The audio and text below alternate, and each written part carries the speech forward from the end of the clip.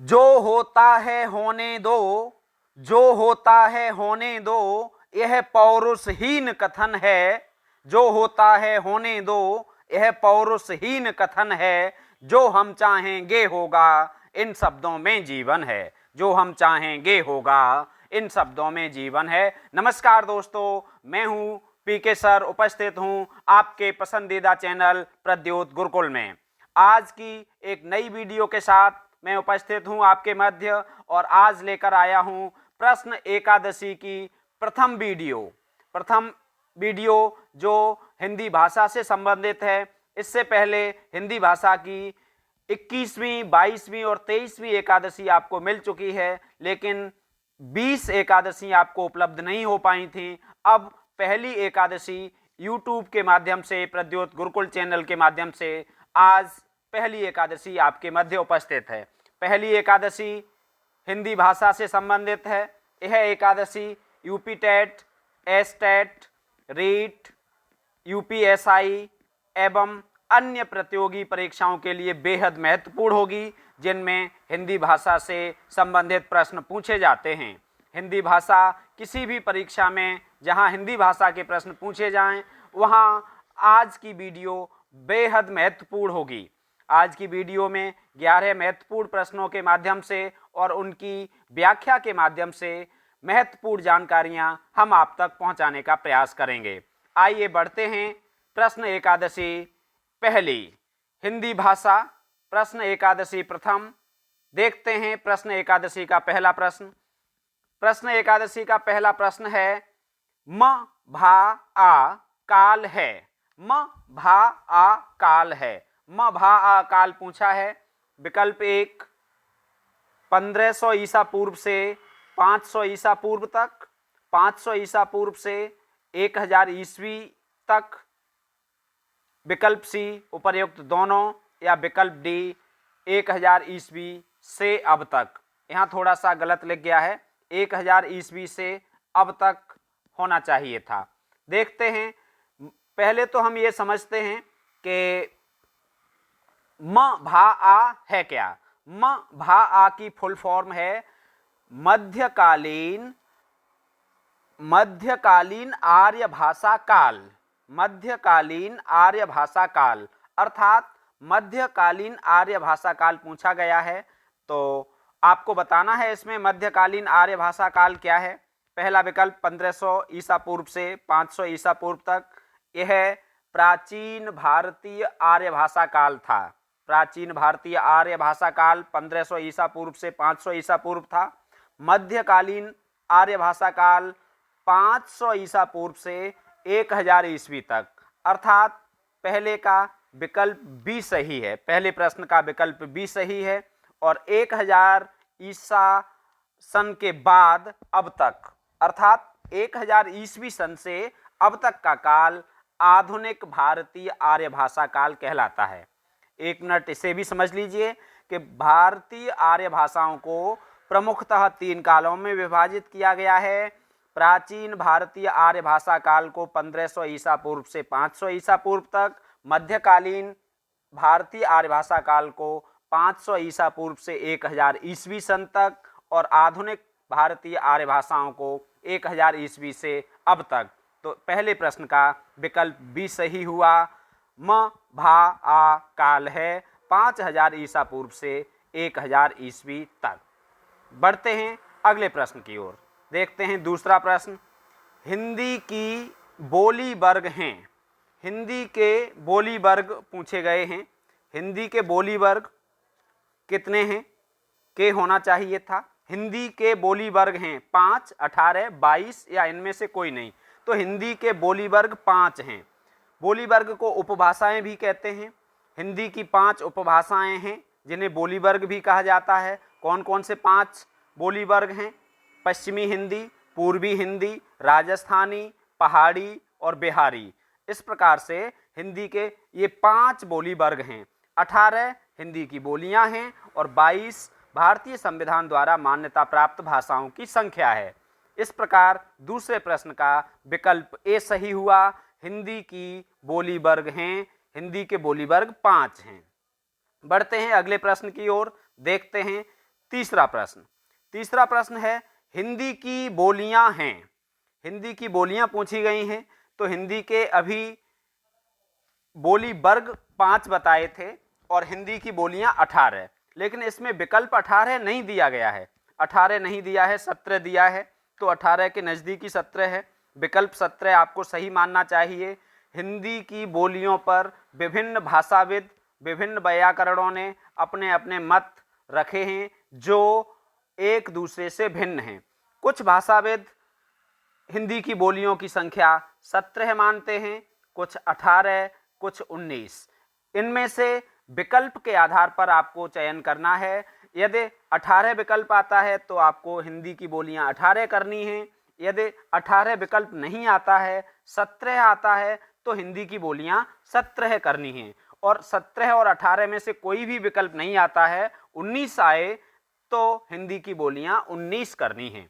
अब अलग अलग विद्वानों के अनुसार अलग अलग बोलियों की संख्या है। हिंदी की बोलियां विकल्प डी सही है।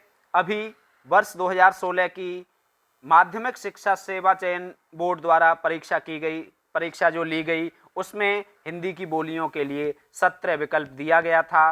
हिंदी की बोलियां 17 ही मानी गई थीं, 18 और 19 विकल्प में ही नहीं था। तो आपको हिंदी की बोलियां 17 माननी चाहिए। तो हिंदी की बोलियां 17 कौन कौन सी हैं?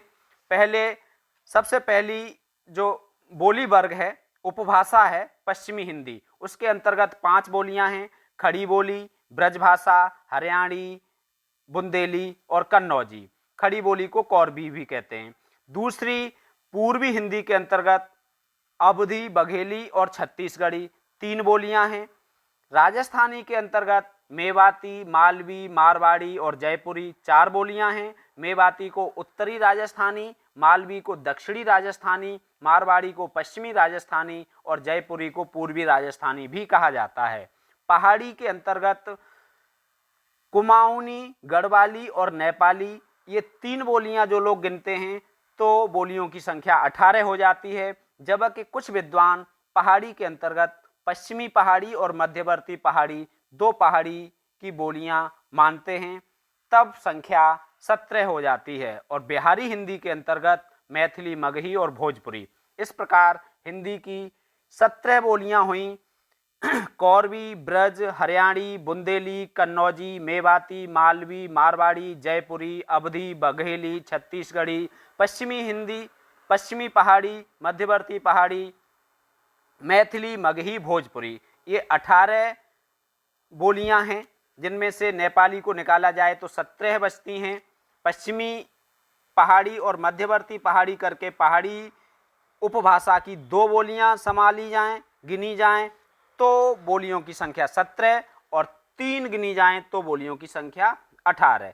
इसी में एक बोली और जोड़ दी जाती है, दक्षिणी हिंदी, जो पश्चिमी हिंदी के अंतर्गत मानी जाती है, तब बोलियों की संख्या 19 हो जाती है। इस प्रकार प्रश्न संख्या 3 का विकल्प डी सही हुआ। हिंदी की बोलियां हैं 17। बढ़ते हैं अगले प्रश्न की ओर। देखते हैं चौथा प्रश्न। बहुत ही महत्वपूर्ण प्रश्नों की श्रृंखला। यदि आप यूपी एसआई, यूपी पुलिस, लेखपाल या अन्य किसी भी प्रतियोगी परीक्षा में बैठना चाहते हैं और जिसमें हिंदी भाषा से संबंधित प्रश्न पूछे जाएं, तो आप हमसे जुड़कर अपनी सफलता आसान कर सकते हैं। हमसे जुड़कर अपनी सफलता के मार्ग पर आगे बढ़ सकते हैं। देखते हैं चौथा प्रश्न। क्लासिकल संस्कृत का आदि ग्रंथ है। क्लासिकल संस्कृत अर्थात लौकिक संस्कृत का आदि ग्रंथ रामायण है। विकल्प बी सही है। ऋग्वेद दुनिया के सबसे प्राचीन वेद हैं, दुनिया के सबसे प्राचीन ग्रंथ हैं। रघुवंशम कालिदास द्वारा लिखा गया महाकाव्य है। अष्टाध्यायी पाणिनि द्वारा लिखा गया ग्रंथ है। और क्लासिकल संस्कृत का आदि ग्रंथ रामायण है, जिसके रचयिता आदि कवि महर्षि वाल्मीकि हैं। बढ़ते हैं अगले प्रश्न की ओर। देखते हैं पांचवा प्रश्न। पांचवा प्रश्न है 500 ईसा पूर्व से पहली ईस्वी तक थी। 500 ईसा पूर्व से पहली ईस्वी तक थी, पहली होना चाहिए था, पहली ईस्वी तक थी। लिखने में थोड़ी सी गलती हो गई है। 500 ईसा पूर्व से पहली ईस्वी सन तक थी वैदिकी, संस्कृत, पाली या प्राकृत। तो पांचवें प्रश्न का सी विकल्प सही है, पाली। अर्थात 500 ईसा पूर्व से पहली ईस्वी सन तक पाली भाषा थी भारत में। भारत की भाषाओं में सबसे पहले वैदिकी, जिसका समय लगभग 1500 ईसा पूर्व से और 1500 ईसा पूर्व से 800 ईसा पूर्व तक माना जाता है। दूसरी भाषा संस्कृत, जिसका 800 ईसा पूर्व से 500 ईसा पूर्व तक माना जाता है। पाली 500 ईसा पूर्व से पहली ईस्वी सन तक मानी जाती है और पहली ईस्वी सन से 500 ईस्वी सन तक प्राकृत और 500 से बाद अपभ्रंश 1000 ईस्वी तक और 1000 ईस्वी के बाद आधुनिक भारतीय आर्य भाषाओं का विकास हुआ। इस प्रकार पांचवें प्रश्न का विकल्प सही हुआ सी, अर्थात 500 ईस्वी पूर्व से पहली ईस्वी सन तक भारत में पाली भाषा का विकास हुआ था। देखते हैं अगला प्रश्न। मागधी अपभ्रंश, मागधी अपभ्रंश से विकसित है मराठी, बिहारी, पंजाबी या पहाड़ी। मागधी अपभ्रंश से कौन सी भाषा विकसित है, इस पर बात करनी है। तो मागधी अपभ्रंश से बिहारी हिंदी का विकास हुआ है। इस प्रकार छठे प्रश्न का बी विकल्प सही है। मागधी अपभ्रंश से विकसित बिहारी हिंदी है। आइए बात करते हैं अन्य विकल्पों पर भी। पहला है मराठी, तो मराठी भाषा का विकास महाराष्ट्रीय अपभ्रंश से हुआ है। कौन से अपभ्रंश से? महाराष्ट्रीय। महाराष्ट्रीय अपभ्रंश से मराठी का विकास हुआ है। सी विकल्प में पंजाबी दिया हुआ है, तो पंजाबी भाषा का विकास टक अपभ्रंश से हुआ है। कौन से अपभ्रंश से? टक, अर्थात टक अपभ्रंश से पंजाबी का विकास हुआ है। और पहाड़ी का विकास सौरसेनी अपभ्रंश से हुआ है। पहाड़ी का विकास सौरसेनी अपभ्रंश से हुआ है। कुछ विद्वान इसका विकास खस से मानते हैं। खस अपभ्रंश भी सौरसेनी अपभ्रंश से प्रभावित था। अर्थात मराठी का विकास महाराष्ट्रीय अपभ्रंश से, पंजाबी का विकास टक अपभ्रंश से, पहाड़ी का विकास सौरसेनी अपभ्रंश अर्थात खस अपभ्रंश से हुआ और मागधी अपभ्रंश से विकसित भाषा हुई बिहारी। इस प्रकार छठे प्रश्न का बी विकल्प सही है। बढ़ते हैं अगले प्रश्न की ओर। पंजाब शब्द है, पंजाब शब्द है। पंजाब शब्द कौन सी भाषा का है? फारसी, संस्कृत, देशज या पुर्तगाली। तो पंजाब शब्द फारसी भाषा का है। विकल्प ए सही है। अर्थात पंजाब शब्द फारसी भाषा का है और पंजाब का अर्थ होता है 5 नदियों का देश।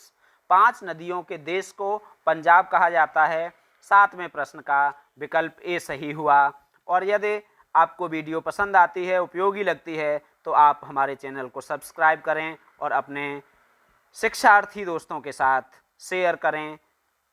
घंटी वाला बटन जरूर दबाएं जिससे अगली वीडियो आपको समय से मिल सके। देखते हैं महत्वपूर्ण प्रश्नों की श्रृंखला में प्रश्न एकादशी की श्रृंखला में आठवां प्रश्न।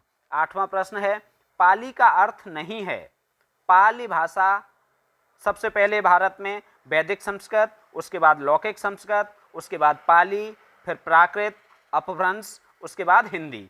ये भाषाओं का क्रम है, भाषाओं के विकास का क्रम। तो सबसे पहले वैदिकी, लौकिक संस्कृत, उसके बाद पाली भाषा का विकास हुआ। तो यहाँ पाली का अर्थ पूछा गया है। पाली का अर्थ नहीं है, नहीं लिखा है, आपको नहीं पर ध्यान देना है। पाली का अर्थ नहीं है बुद्ध वचन, गांव की भाषा, गिरा हुआ, रक्षा करना। तो पाली का अर्थ नहीं है गिरा हुआ। आठवें प्रश्न का विकल्प सी सही हुआ। पाली का अर्थ नहीं है गिरा हुआ। अब पाली का अर्थ बुद्ध वचन है, तो पाली का अर्थ बुद्ध वचन माना किसने है? लंका में, अर्थात श्रीलंका में। श्रीलंका में लिखे गए ग्रंथ जो 4वीं शताब्दी में लिखा गया था, दीपवंश नाम के ग्रंथ में पाली शब्द का अर्थ बुद्ध वचन लगाया गया है। अर्थात महात्मा बुद्ध के वचनों को पाली भाषा में लिखा गया है, उनके उपदेश भी पाली भाषा में थे, इसलिए पाली का अर्थ बुद्ध वचन माना गया है, तो पाली का अर्थ बुद्ध वचन है। दूसरा विकल्प, एक मत ऐसा भी है कि वैदिक संस्कृत लौकिक संस्कृत की तुलना में पल्य अर्थात गांव की भाषा होने के कारण पाली को गांव की भाषा कहा जाता है। पाली का विकास पल्य से माना जाता है, जिसका अर्थ होता है गांव की भाषा। एक अर्थ में तो बुद्ध वचन हो गया, दूसरे अर्थ में पाली का अर्थ गांव की भाषा भी हो गया, और तीसरा अर्थ है, चौथा विकल्प जो दिया गया है, रक्षा करना। कोसाम्बी नामक बौद्ध विद्वान ने पाली का अर्थ पाल से लगाया है, जिसका अर्थ होता है रक्षा करना। अर्थात इस प्रकार पाली शब्द का अर्थ बुद्ध वचन भी है, गांव की भाषा भी है और रक्षा करना भी है। ये पाली के अर्थ हो गए। पाली का अर्थ नहीं है, तो पाली का अर्थ नहीं है, इसमें सी विकल्प सही है, पाली का अर्थ नहीं है, गिरा हुआ। इस प्रकार आपने पाली शब्द से पाली शब्द के अर्थ और उससे महत्वपूर्ण संबंधित जानकारी प्राप्त की। बढ़ते हैं महत्वपूर्ण प्रश्नों की श्रृंखला में आगे। देखते हैं 9वां प्रश्न। सिंघल के लोग इसे अब भी मागधी कहते हैं। सिंघल का अर्थ श्रीलंका, जैसे आज श्रीलंका नाम से जाना जाता है, उसे पहले सिंघल के नाम से जाना जाता था, तो वहाँ के लोग अब भी इसे मागधी कहते हैं। कौन सी भाषा को मागधी कहते हैं अब भी? पाली को, प्राकृत को, अपभ्रंश को या हिंदी को? तो 9वें प्रश्न का विकल्प ए सही है, पाली भाषा को। पाली भाषा को श्रीलंका के लोग अब भी मागधी कहते हैं। पाली भाषा का विकास श्रीलंका में बहुत अधिक हुआ था, तो श्रीलंका के लोग इसे मागधी के नाम से पुकारते हैं। देखते हैं प्रश्न श्रृंखला का अगला प्रश्न। बिहारी के अंतर्गत नहीं है। बिहारी हिंदी की 5 उपभाषाओं की एक भाषा है, अर्थात 5 उपभाषाओं में से एक है, जिसके अंतर्गत पूछी गई बोलियां दी गई हैं। तो कौन सी बोली बिहारी उपभाषा के अंतर्गत नहीं है, ये आपको देखना है। मैथिली, भोजपुरी, बघेली, मगही। तो बिहारी के अंतर्गत मैथिली, मगही और भोजपुरी तीनों आती हैं। मैथिली बिहारी के अंतर्गत है, भोजपुरी है, मगही है, बघेली नहीं है। तो 10वें प्रश्न का विकल्प सी सही हुआ, अर्थात बिहारी के अंतर्गत बघेली नहीं आती है।